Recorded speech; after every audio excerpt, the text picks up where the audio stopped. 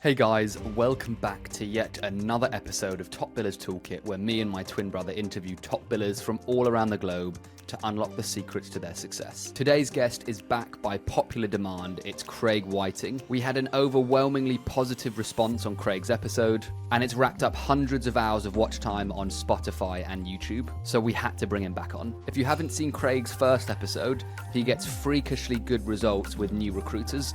In their first year, they end up billing 300k, and second year, they typically hit 400k. Insane results for newbies. And a lot of it comes down to the brilliant training that Craig has prepared for them. On today's episode, we're going to be delving deeper into candidate qualification and role qualification, two of the most important parts in the sales process when it comes to recruitment, but where a lot of people still slip up on. Guys, Craig is an expert at his craft. Before he became a manager, he was a £1 million biller. He has got so much knowledge, and I really love this episode, so I hope you enjoy it as much as we did. As usual, grab a cuppa or a glass of wine, depending on when you listen to this, and let's get into it, shall we? Hey Craig, welcome back, mate. How are you? Yeah, very well, thank you, mate. How are you? Yeah, very good, thank you, dude. Very excited to have you back. You're the second recruiter to come for round two, so this is a great moment. Your first episode got our highest watch time on Spotify. It's on like 300 hours watch time, which is insane. The people loved you so much that we had to get you back. So thanks for I'm coming very back, honored. mate. Yeah, I'm very honored. Thank you very much. Thanks for having me. Pleasure. And so just to add a bit more context to this call, for anyone that doesn't know, Craig has an insane training system for his recruiters. I've seen it. And what I wanted to do this podcast is go a bit deeper into that training, because he's got like hours and hours of like really specific training, which is I'm sure one of the reasons why your recruiters bill 300k in their first year and 400k in the second year.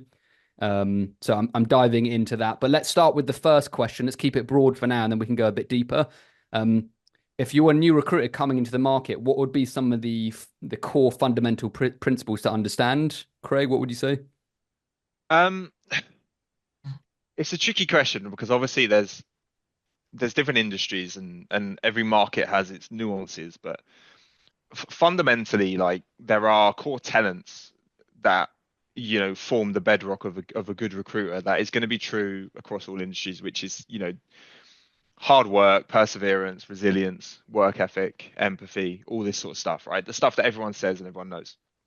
I think if you had a recruiter that's coming to the industry now, it's a very different time than how it would have looked even 5 years ago, but certainly 10 years ago.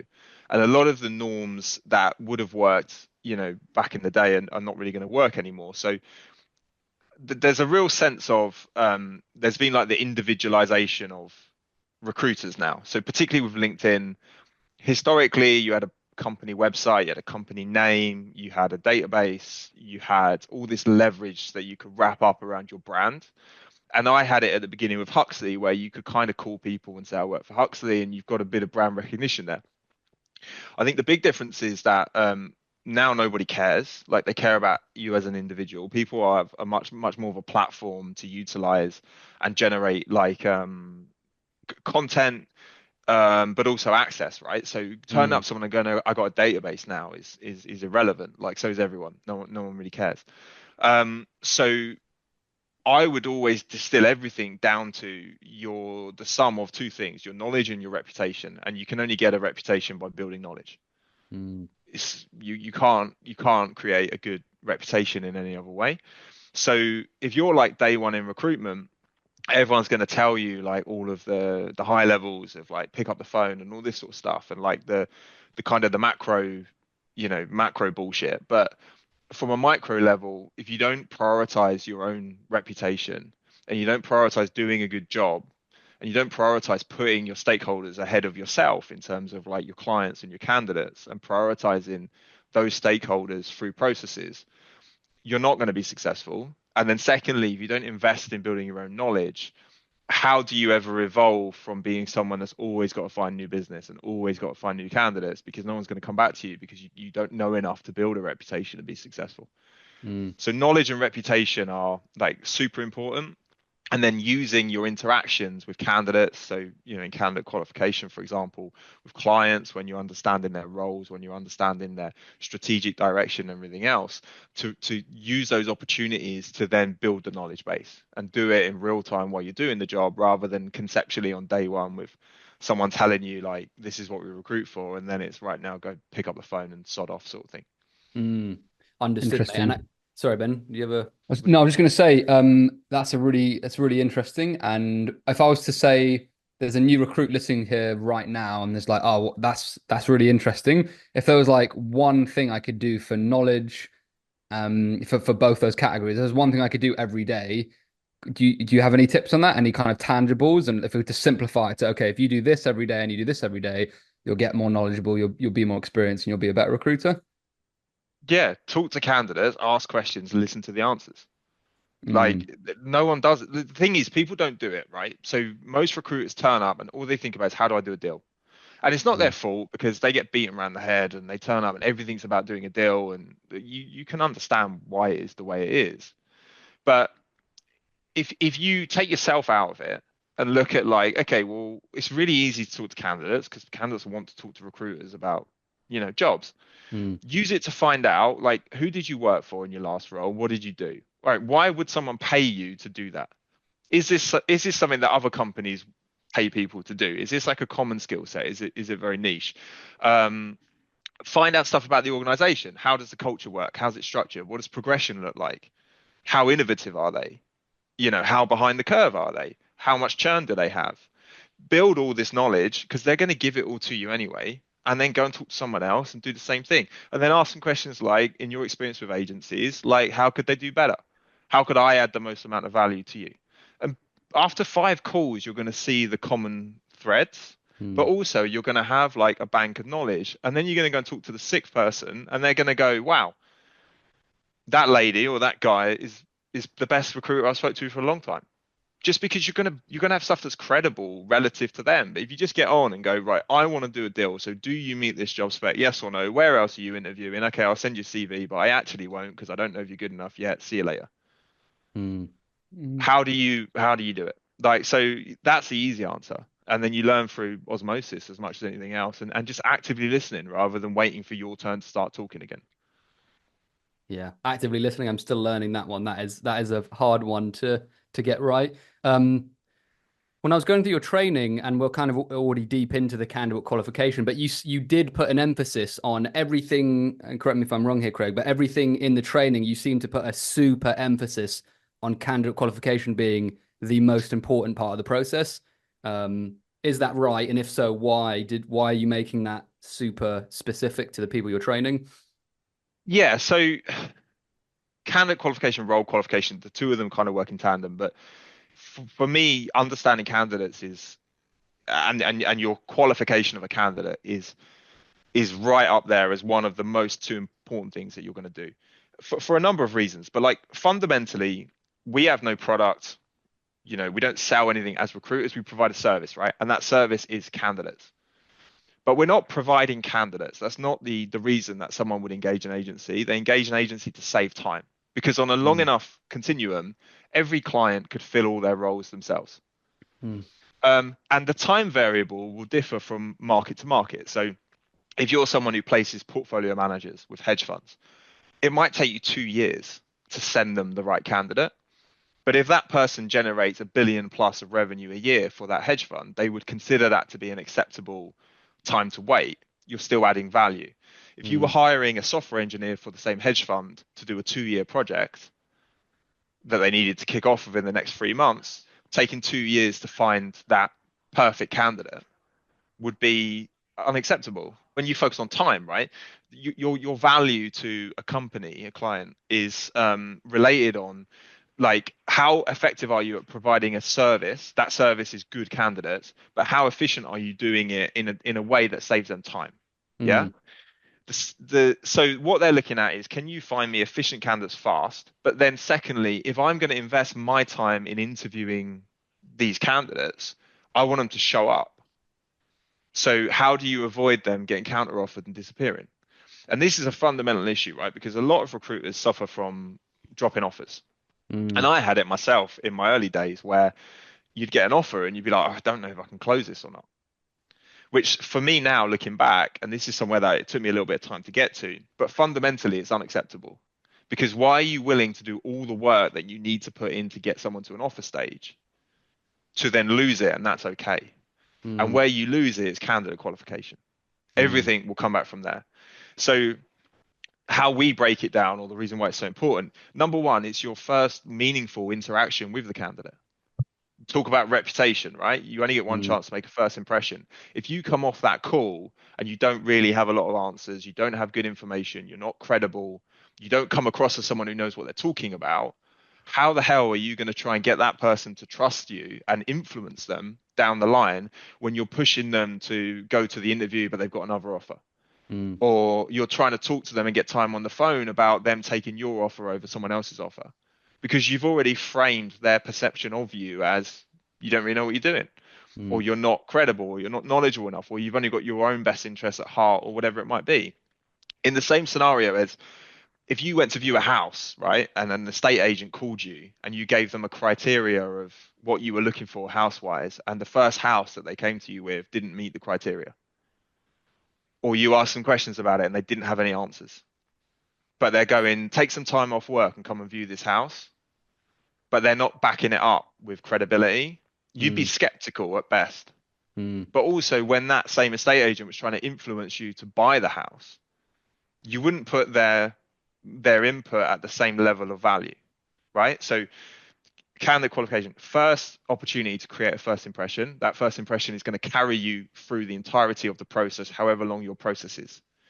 Secondly, it's your opportunity to get under the hood of the needs of this candidate, to make an assessment of them as to, is this someone that's actually viable for me to continue to invest time into? What a lot of agencies do is they have a role and they have a requirement and they try and force people into the box. So square peg, round hole, because it's like send CVs, send CVs, send CVs, right? Where's the value in getting someone to an interview when you already know that they're not going to take the job because the role doesn't align properly, or they're over budget, or whatever? You're going to invest a load of time into a process, time that you don't have, because it's time that should be spent on something that's going to make you money for nothing. So candidate qualification is your window to put yourself into it, but not in a way of going, I'm all about me and I'm doing a deal, but it's a way of looking at a candidate and going, what's important to you? Why? How does your role look? How does progression look for you in your current company? How do you feel about that? How could another role give you more? And then they give you answers and you say, actually, that is aligned to what I'm looking for. Their definition of what good progression looks like matches what good progression in my client looks like. I feel confident putting this person in front of them because it's something that's going to be viable. But if you've got someone who says, I want to leave this company because my only route of progression takes me away from being hands-on and makes me a manager, and I don't want to be a manager, and you know that the company you want to put them in front of, the next promotion would make them a manager, that will come out through the process, and they're not going to take the job because you don't understand the needs properly, you don't understand the motivation. So it sets the framework for all of your future chats. It's your opportunity to qualify them relative to your role, but it's also your opportunity for like to provide the knowledge and the nuance and the subject matter that they need to know if it's worth them investing time in. And the more you do that, then as you go through the process, you're going to get buy-in, you're going to be able to close more offers, you're going to avoid counter offers. And even if you rolled this into like a super transactional recruitment company model, right, where you're like, it's one stage process or two stage processes and you don't need to qualify all these people because you just like throw in CVs over the wall and they hire in volume, right? Okay, fair enough. But you're going to have to do a lot more deals per head to generate the same amount of money as someone in a higher yield market that has to make one placement that spends more time on candidate qualification, right? And logic would say that in that very transactional model, your dropout rate is going to be higher as a percentage. So let's say you lose 50% of offers and you make 20 placements a month. Well, you could make 30 because you've lost 10 already.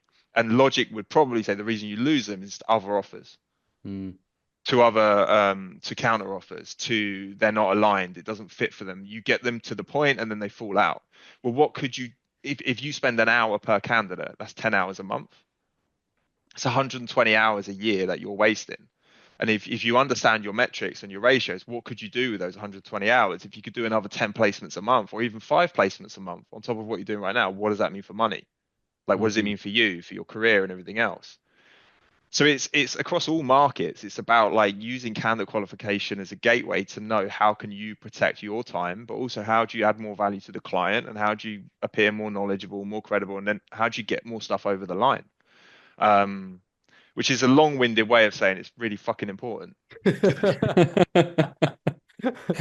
Love that, man. That's funny. It's funny because you mentioned metrics. Whenever I hear about recruiters wanting to make more deals, there's always more clients, there's always more jobs, but very few people speak about their candidate placement ratio and how many people drop out. So I think it's a really important conversation. Um, Also, dropouts, right? If you have like, if I go to any hiring manager anywhere and say, how can an agency add the most value to you? I would argue that the first two things they would say, beyond the basics of like, don't be a dick and know roughly what you're talking about, the first two things they'd probably say is stop losing people to counters. mm, If you can, that would help me because I'm investing huge time in these interview processes, reviewing CVs, doing all this sort of stuff. And even on the very transactional model where there are less interview rounds, they're probably reviewing a lot more CVs. So it's still very time consuming. They're still having to invest this time. So to then invest all that time, to then lose someone to a counter, to have to start again, that's not good for a client and a hiring manager. And it becomes your name is associated with the aggravation. And this is another thing to go back to your first question of what do new recruiters need to know. mm, Number one, never ever have your name associated with aggravation in any way. Everything you do in front of clients should be seamless, down to the way that you present a CV and how the CV looks, the way that you provide availability and how easy and obvious it is when they open the email, they can just see it straight away. This mm, stuff, like the small stuff, is so important because it mm, creates connotations of easy. And you mm, want your offers to be easy because it's not valuable to a client if you're really good at filling roles with them, but every role is like an arm wrestle to get someone over the line and they invest loads of time in it because the feedback will be, yeah, they can find good people, but like it's a lot of hard work, it's a lot of aggravation. So that hamster wheel of like always have to find new clients, well, you can alleviate a lot of those problems by just reducing your dropped offer rate because you mm, become associated to, yeah, they deliver and it's easy. That's all mm, anyone wants. They just want ease of access, right? The second one they're going to look at is how do you get more qualified candidates faster? Not how do you get me more people to interview? mm, No one wants to interview 10 people to hire one if they can interview one person to hire one. And maybe someone wants a comparison. All right, interview 3 people and hire one. But if you can invest 3 hours as a hiring manager to hire one versus 10 hours, and on your less interview model, you're going to hire in bigger volume, so the hours still stack up. That's more valuable from a recruiter perspective, right? mm, How do you get better at finding better and better candidates that are going to go over the line to reduce your CV to interview ratio? We'll qualify them mm, and then expand on the qualification to the hiring manager. This is why I'm sending you this person. You said you want ABC. Well, this person has done ABC over here. They've done this. Their motivation is this. This is their view of what progression looks like. I understand that progression in your world looks like this. So there's a good match. This is the sort of culture they're looking to join. I mean, this is for perm, but even for contract, like understanding this stuff and presenting it, someone on the other side of that seeing that write up with the CV is going to go, wow, these people really do a good job. They know what they're looking at. I'm going to come back to them. mm. Love that. Now you don't have to do so much new business. I got this impression on the last call, Craig. It's all about the details with you, which I absolutely love. It's like these details that I wouldn't normally think about, wouldn't normally come up in conversation, but you are painting a bigger picture, which is really fascinating. I just want to jump to hunt objections. I found that really interesting, kind of obvious for a lot of salespeople, but I would love your kind of take on it, Craig. So you're not looking for somebody to be right; you're looking for them to be wrong. Um, can you? What's your kind of take on this when you teach your recruiters? Yeah, we are looking to find candidates. We're looking to find all the reasons why someone's not right. Mm, Because if we can find them, a client will find them mm, because they know actually what they're recruiting for, and we're inferring. Like everything is inference on secondhand information.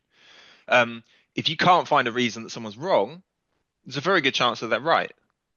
So where a lot of agents, recruiters, headhunters, new people in the industry go wrong is they're so desperate to just hit numbers. They're so desperate to get a CV out the door and to get an interview and to do a deal, and it's just do a deal, like all the time, that they'll overlook glaring, weaknesses in candidates, massive red flags, huge objections, or almost on the hope that it will kind of magically sort itself out.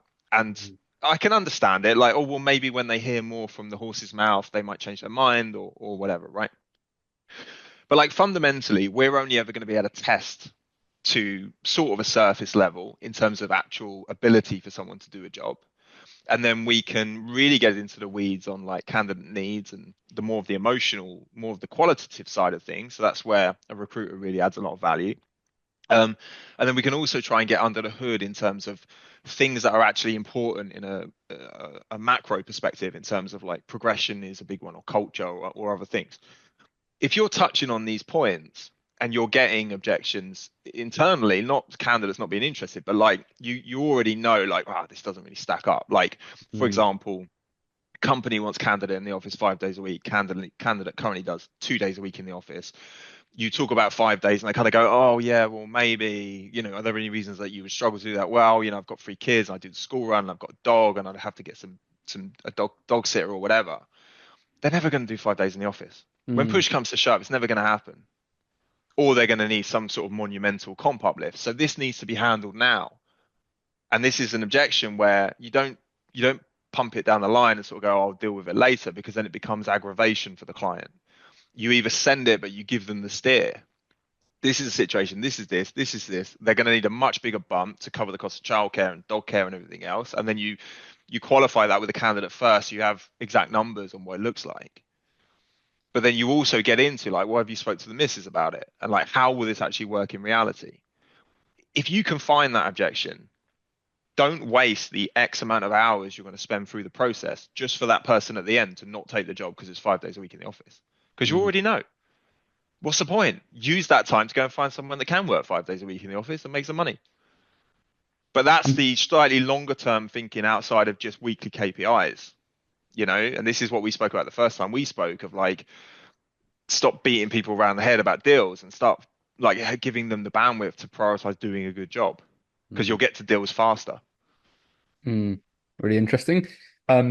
Just on the same topic of objections, I'm sure there's potentially hundreds of objections that you could find, or maybe that's an exaggeration. There's probably a lot of objections you could find. If you were to whittle it down to like the core objections that you're really looking for, could you summarize that into categories? Like, would it be progression, salary, and culture, or would it be, 5 things that you have on the list, or does it vary hugely from candidate to candidate?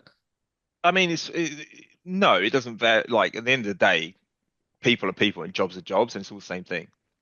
Like, a very rare person would say, yeah, I'd be doing this if I didn't need money. Like, everyone's doing it for a reason, right? So you've got nuts and bolts logistics that have to be handled. Money is one, location, commute, ability to do it, willingness to go in the office is a big one now, because obviously work from home post-COVID has become very tribal. Visas, someone needs a visa and your company don't sponsor visas, like, that's a pretty big objection. So these are quite important, but they're fairly easy. They're surface level. When you want to get into understanding of like why people are going to take jobs, but also where are these objections going to come from? Nuts and bolts is one side. Then you've got into actual, like, what are the reasons people take jobs? So in my opinion, people don't take jobs for money. They take jobs because they want the job, and they have an expectation that that job should pay a certain amount of money to be commensurate with the skill level, or they have real world financial requirements, which is just the world we live in, that mean that job has to meet a certain financial bar. But the money is an essential, is a must have, of course, but it's not the primary driver. It's like, again, the house. You don't buy a house on price, but budget is important, right? So you have your budget, and your budget is your budget. But someone just wouldn't turn up and go, well, here's a house and it's in budget, so take it, buy it. No, it's about feel. Like it's emotional. People buy houses based on emotion. How does it make them feel? Not how much does it cost? Yeah. So similar on jobs, right? And the thing you have to realize with candidates, and this comes into candidate qualification and putting the candidate at the forefront, is any objection to any candidate, any motivation to any candidate is 100% true and correct and right. It's not your job to tell someone else what should or shouldn't be important to them. It's your job to shut up and listen and just find you're a broker. You're just finding a fit. So you need to spend time understanding qualitatively what do people actually move jobs for. So one of the things they move jobs for is onward opportunity and progression. But that means different things to different people. So you need to focus on that and understand from your clients how they're set up in terms of what do they actually provide, because they're not going to change for this person. So progression would be one. Culture, day to day. Some people want an environment that's maybe a bit softer, a bit wet. Some people want somewhere that's like rough and ready and they can maybe, work with better people or fast track quicker or whatever. So understanding their cultural requirements and what's going to get the best out of them. Some of them, particularly in technology world, want platforms to learn commercially, like new skills. So again, is that something that's available? So all these things are going to be more or less important to differing degrees to a candidate in terms of their evaluation of like, is this a good job? So these are things that you have to find objections in, because give you an example. One of the guys here placed a role last week. The guy worked for a company. Well, he worked for Amazon. I can say that. The guy worked for Amazon. He joined in the throes of COVID, so he was doing like 2-3 days a week. They've now normalized. They've gone back to 5 days a week. That doesn't work for him anymore. It doesn't work for very family specific reasons that can't be changed. He had 2 offers. His other requirement, this has come out of qualification, is he loves tech. Pure, like a massive techie. That's what gets him out of bed. He had 2 offers. The offer that was more money was going in as a manager, and his progression route was management moving forwards. He still had a semblance of hands-on. He was going to be a manager, more money. The offer he took was our offer, which was less money, but still more money than what he was currently on. Both companies gave him the flexibility, but this role was hands-on. And culturally, it's an environment where progression doesn't mean becoming a manager. It means getting more scope. Interesting. So he took a job at less money. So if you take the granular view of like, what's an objection? Well, money, it fits. It's more money. You're going to take it. You're never going to place that candidate. How did we close him to say less money? Well, really easy. We just qualified him properly. And then we spoke to him about, look, you can get more money, but you're going to be unhappy. You've got more money anyway, and you're going to be happy. What's that extra 10 grand worth? Like, is that the price of your happiness? And don't forget, your next promotion, you're now a manager fully, and your promotion after that, and now you're a manager forever, and you're unhappy. Your performance will dip. You'll get less value out of it. Eventually, you'll stagnate, and you'll be further behind money wise than you would have been if you stayed technical. And he went, yeah, you're 100% right. Took the job.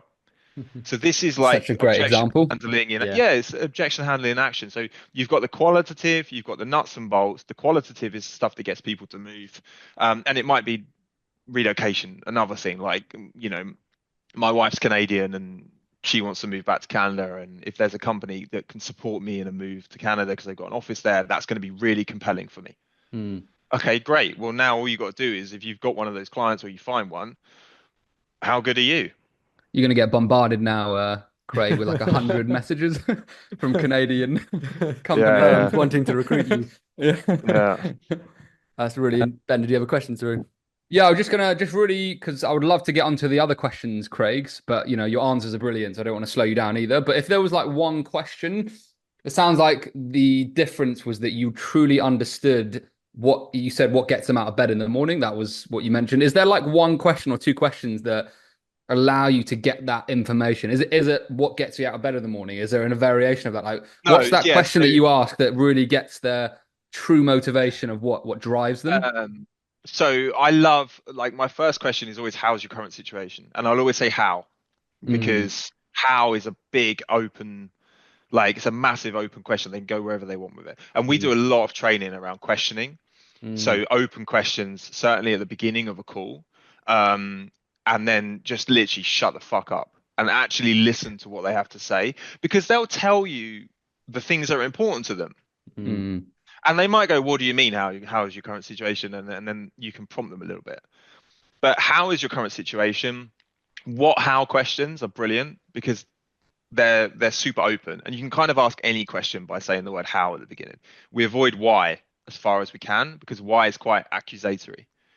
So why in any Interesting. language is quite a It's really interesting. an accusatory sort of question.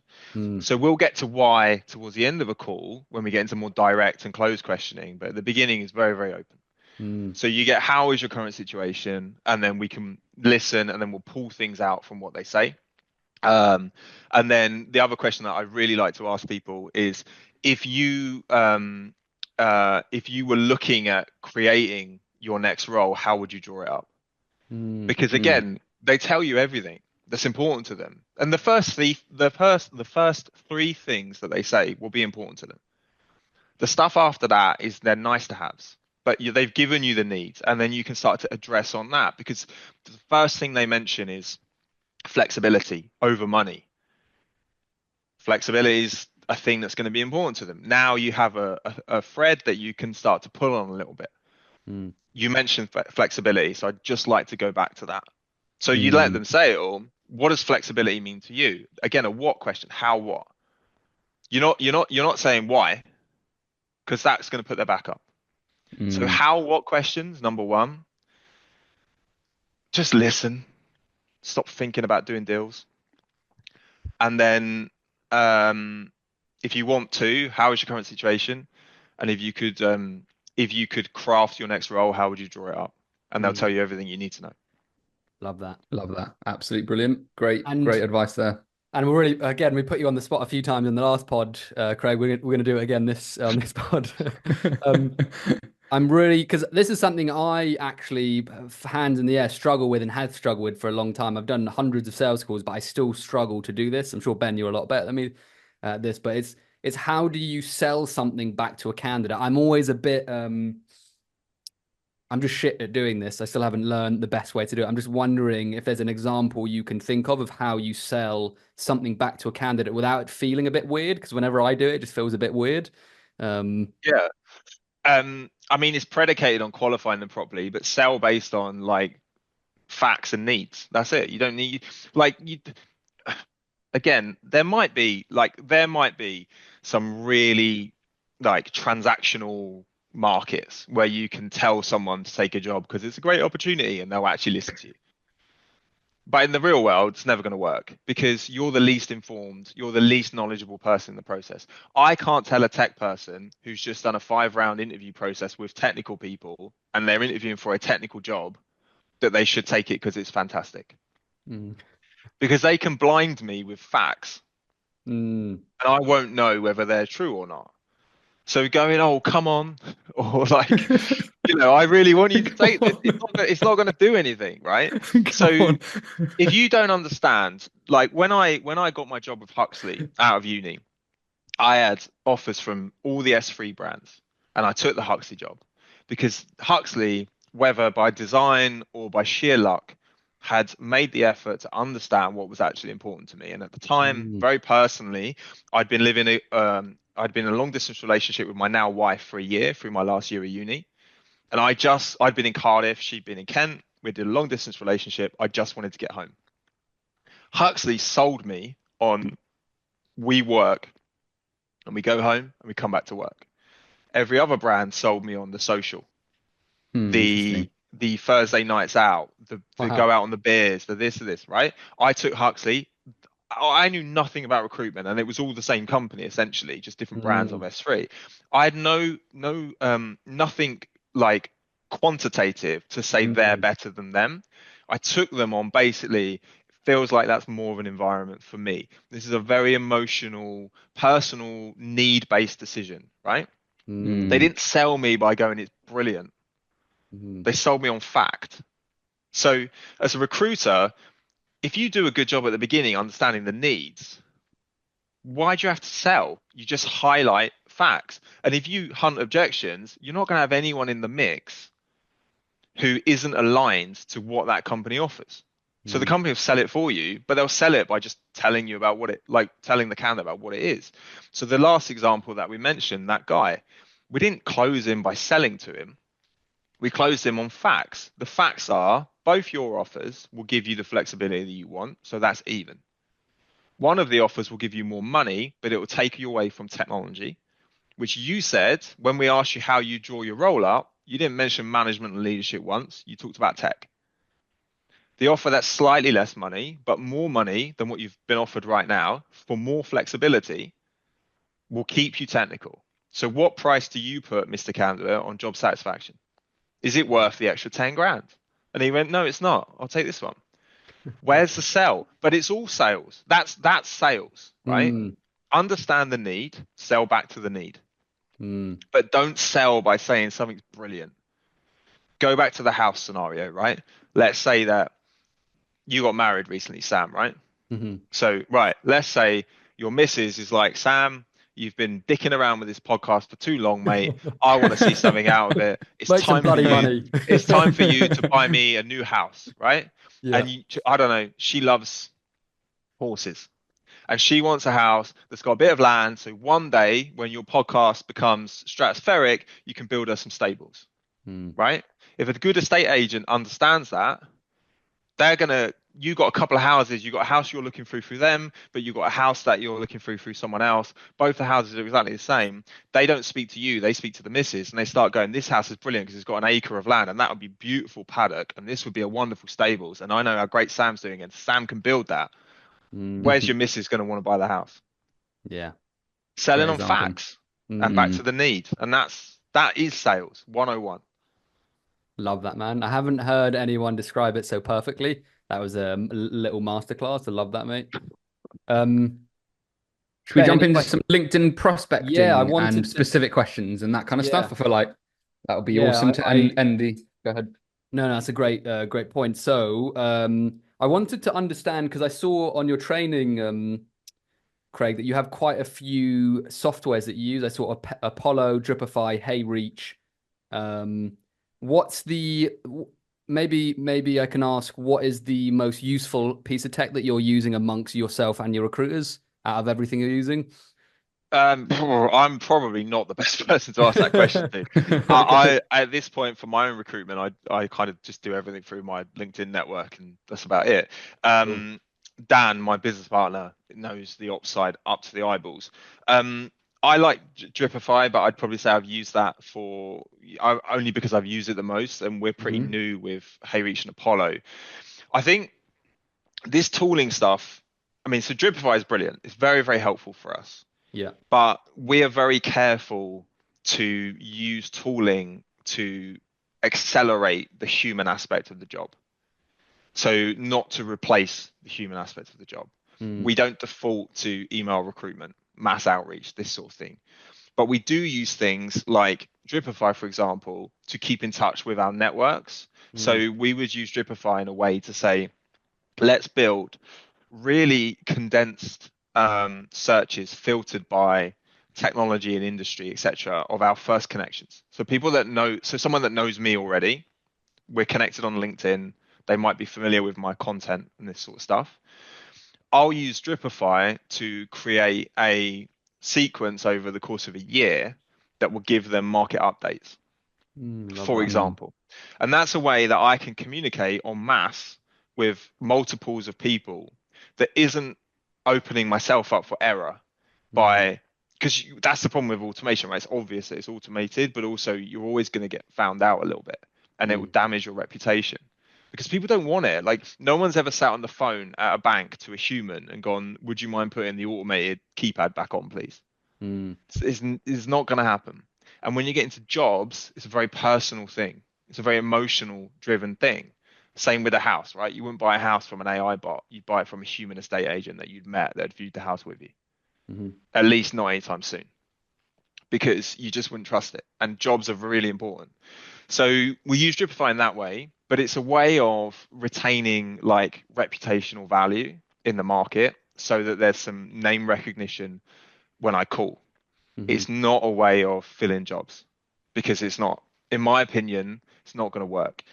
Apollo is great for extrapolating things like email addresses and phone numbers. So we do use it for that. But again, it's not then taking an email address and chucking it into like a mass automation campaign.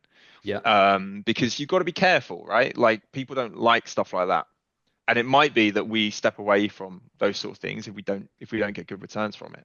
Because everything we look at from a leadership perspective within the business is only oriented around what adds value, like real value, which is how much repeat business do we get?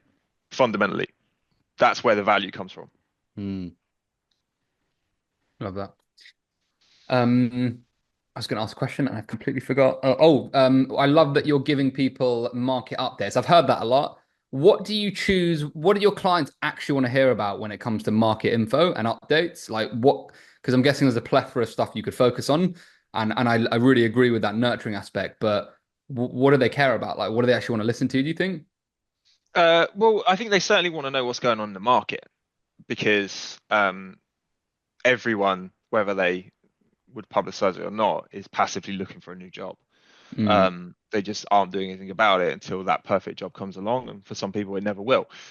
So they do want to know what's going on in the market, but also like you got to understand like short-termism in recruitment as an agency is the worst place you can be, which that's why you're always doing new business because you can't see past the end of your nose. You're always focused on the next deal. Clients, if you're operating at a sort of senior enough level, they're thinking very strategically, right? They're looking. So a lot of our clients are doing headcount planning for 2026 now, and we're working with them on it. They want to know what's going on in the market. They want to know what the trends are. They want to know what other companies are doing, not because they want to go and like, commit corporate espionage, but because it's like, well, where are the trends? Where are the candidate pools going to be? Are we doing stuff that's like following the herd sort of thing where that's going to have an impact on our ability to get to market? And talent acquisition is such a massive like part of any business growth strategy. It's the most important part. So they're very interested in what's going on in the market. They're also very interested in how comp is evolving. Recently, they've been very interested in the remote working, what are other firms doing kind of sentiment, because no one wants to be the outlier. And then the other thing that we'll put into these updates is just stuff that's authentically derived from conversations we're having with clients, and ditto for candidates. Same thing, conversations we're having with candidates. These are some of the FAQs that we're kind of getting this month. These are the things people are interested in. Here's the answers. And some of it's a bit trivial. Some of it's probably quite valuable. But again, value is subjective, right? So it's in, beauty's in the eye of the beholder. So as long as we're giving stuff that the whole thing is just, it has to be authentic. It has to be derived from the market. I'm not sat making stuff up because that wouldn't wash. People would see through that quite quickly. Makes complete sense. And how are you? Because I'm just interested in how you're using video, because you put Loom and LinkedIn selfie videos. At what point in the process is that more for pitching? Is that again value based? Like how are you using video in the process? We mostly use Loom for internal training, Okay. by and large. Cool. So all of my training that I do is me looming screens showing what I'm actually talking about. So we make like you've seen it, Sam, but we've got this huge like repository of training that is video. So we use Loom for that. The other way we use it is, for example, if we had we were trying to headhunt someone, we'd send them. We would originally begin with a text message, more of a not a text message on a phone, a message on LinkedIn that's text based, or an email. Which would be more of your traditional outreach. If we don't get a response to that, we'd follow up with a Loom, because we're trying to show all of our efforts are like trying to show that we're not automation. Because in my opinion, people value that now. And we're seeing a trend back to like people want to feel like they're being contacted for a reason. They're not one of 10,000 people that's been caught up in a thing. So we would do a Loom as a way of providing personalization to say, hey, look, I actually do want to talk to you. But we'll do it second because it's more time consuming and people get a bit of like the ego comes into it, right? Because you send a Loom and then you're like, oh, I didn't say that right. And how did I look? And I did this and I did this and all the rest of it. Yeah. So like when you're old like me, you get to that beautiful point where you don't give a shit about that sort of stuff anymore. But most of our workforce are a little bit younger. So they put more time into this outreach. So we do it second because our ratio returns on outreach on the traditional kind of text-based messaging is still very high. Mm. Um, Why and do you think often it's we so high? Sorry to jump in, Craig. Why do you think it's so high? because the content is very credible and it's very detailed and it's bespoke. So we are sending messages to people we actually want to talk to. We're referencing why we want to talk to them, but we're also demonstrating in those messages the knowledge base to give us credence to say that we are people that are worth talking to. Our space is very highly specialized. So Mm. you have to compete maybe more in knowledge than anywhere else. And Mm. potentially for other markets, you might be able to like, I don't know, say you recruit uh nurses on short-term basis, right? Dripify probably do everything that you could ever want it to do. Mm. And then Apollo, Ripple, the phone numbers, phone bash, call people, whatever. But Dripify basically does the job for you. So there, yeah, put the tooling at the forefront because who gives a shit? Like it's going to give you the value return that you want, and then you're just speaking to people that have already positively engaged and Yeah. are now inbound to you off the back of that Dripify campaign. And don't get me wrong, in our stuff, like I'll send out market updates, and pretty much every time I send it, I'll get a bunch of messages back saying, "Hey, Craig, thanks for that. I'm looking at the moment. Here's my CV." Mm. So, Wicked. but again, I would still advocate for anyone in recruitment um, to generate like long-termism in your career and to be successful over time. Just because you recruit nurses now doesn't mean you want to do that forever. Mm. So doing the reps in terms of time on the phone, learning about the market, learning how to communicate, learning how to sell, learning how to listen, learning how to structure your questions, those are very, very good skill sets to have Mm. rather than hiding behind an automated email and then email recruitment because at one point you might say, I want to start doing more senior level stuff, or, I want to start doing retained work or pitching clients and, all these things where these communication skills and the nuances are going to become so much more valuable for you. Mm. If you could give one tip, because I'm guessing there's quite a few nuances to a good email to get, a high response rate from candidates. If you could give, again, new recruits one tip and say, look, if you do this one thing, you'll likely increase your conversion rate or your response rate, sorry. What would that be, do you think, Craig? I think you've got to walk the line between like detail and then like TLDR. So, um, but I would say always like frame it around fact rather than sales. No one is going to respond to a message saying, "Hi, I've got a fantastic opportunity for you. Call me." You're not giving them enough. Like, well, why? Where's the hook? Like, why should I? Mm. Mine are structured with like a high, I tend to open it. So I've taken now to writing all of my content online and all of my messages in a very colloquial fashion. So it's obvious that an AI bot couldn't have written that. Mm. um, because I think people buy into that. And I get so many messages from people saying, I really like I like, even though I don't agree with everything you say, I like your content because it's real and it's authentic. Mm. And people, Interesting. I think, are going to trend more back to that because there's so much just the same stuff everywhere these Yeah. days. So my email's always open with like, please excuse the colloquialism below, but I'm actually writing this and this is an automation. Mm. Um, then I'll reference the reason that I'm contacting them. So it'd be like, look, this message is related to an opportunity with this company that I'm currently working with. Here's a short one-liner as to like why you should take them seriously. Here's a short paragraph on what they're actually doing at the moment. So I make it about them. This is the scope. Like this is what it is. This is why they are going to market for it. Mm. And all of that is designed to actually give them a sense of it. Because if it's not going to be of interest to them, then I don't need to like that's fine. Like I don't want to talk to those people anyway because it's not going to be right. Mm. Um, and then the next piece will be around like this is why I think you should talk to me about it. So that might reference things like attrition, like churn rate within the firm, comp progression, culture, things that I know are viable and valuable to candidates within that space.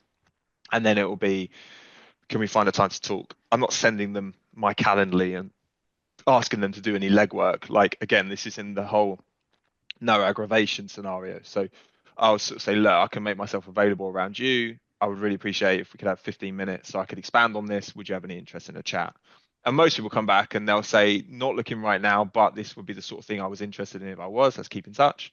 Or it's, yeah, we'll have a chat. Or it's, no, this isn't quite right for me because I'm now doing this or whatever. Okay, great. I now know what to go back to them about in the future.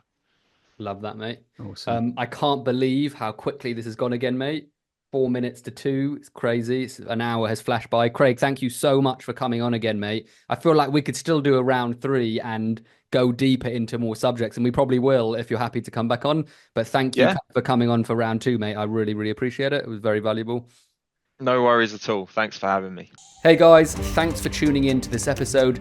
If you enjoyed it, please don't forget to subscribe on YouTube and Spotify. Tune in for another episode next week, and we look forward to seeing you again very soon. Peace and love.